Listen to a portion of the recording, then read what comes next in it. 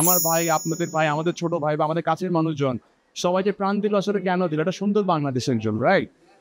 এখন হতে পারে আমি, আপনি বা আমরা কিন্তু অলমোস্ট সেম এজের, বা আমি আপনার 2 বছরের বড়, বা আমার 2 বছরের বড় কেউ আছে, বা আমার 4 বছরের ছোট কেউ আছে। অলমোস্ট কিন্তু 90s টা বিলং করি আমরা, রাইট?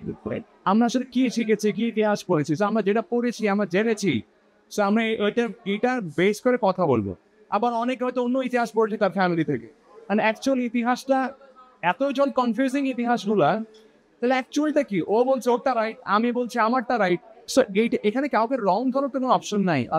সো আমি যতটুকু ইতিহাস জানি সেই জায়গায় আমার মনে হয়েছে এই পার্সনটুকু, এই পার্সনটার জন্য আমি শ্রদ্ধা নিবেদন করতে পারি।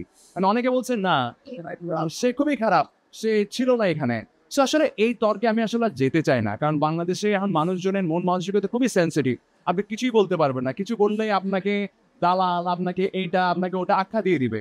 সো বেটার হয় কি, দেশটা মনে হয় যে সামহাও দেশটা, মানে আমার আপনার বা অনেকের মতো বাংলাদেশে যে নিউট্রাল পাবলিকের সংখ্যাটা অনেক বড়, যারা আসলে কোনো দেশ মানে পলিটিক্যাল পার্টির সাথে ইনভলভ না, তারা শুধু একটা দল চাই, বা একটা দেশ চাই, যে দেশটা হবে খুবই সুন্দর।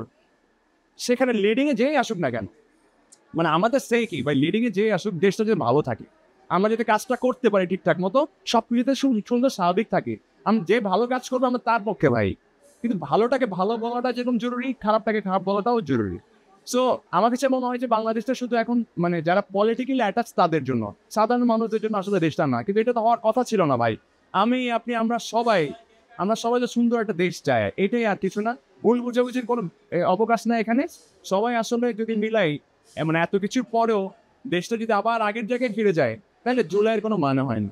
জুলাইকে যদি আমাদের আসলে খুব প্রায়োরিটি দেওয়া লাগে, তাহলে আসলে ওদের ওদের মানে যারা স্যাক্রিফাইস করছে তাদের লাইফটা, তাদের জন্য হলো আমার একটা অনেস্ট বাংলাদেশ দরকার। কিন্তু সেটা কি আদৌ আমরা পাচ্ছি কিনা? এখন পর্যন্ত সিচুয়েশন তো খুবই খারাপ। বাট আমি বিশ্বাস করি নির্বাচন হলে হয়তো সবকিছু ঠিক হয়ে যাবে।